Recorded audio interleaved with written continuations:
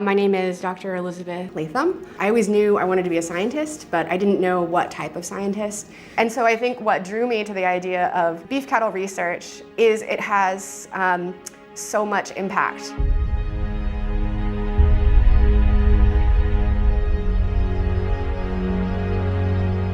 Well, it's a little embarrassing to admit, but I think because I'm such a city girl, I had never really thought about where my steak or cheese came from.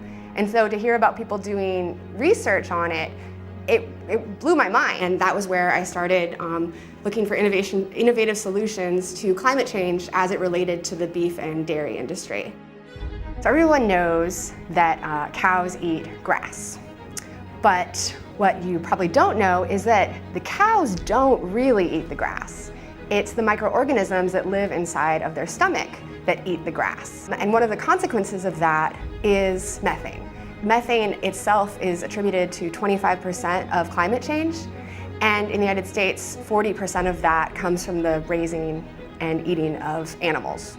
Any given day, a cow is producing almost 5 kilograms of methane a day, and so this really adds up on a global scale.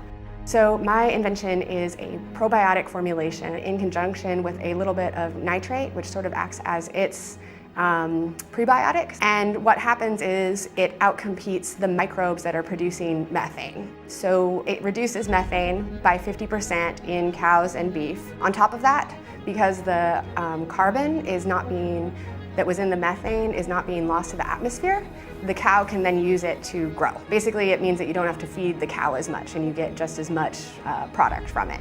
So that, one, is a great benefit to the producers and incentivizes them using this innovation.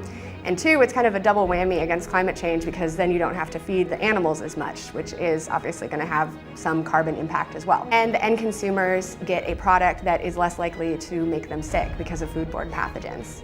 So the world really does need a source of safe protein. The idea of a 50% reduction in methane might not sound very meaningful to you, but to put it in perspective, if just 20% of producers in the United States used this innovation, it would be the equivalent of taking all the cars off the road in California.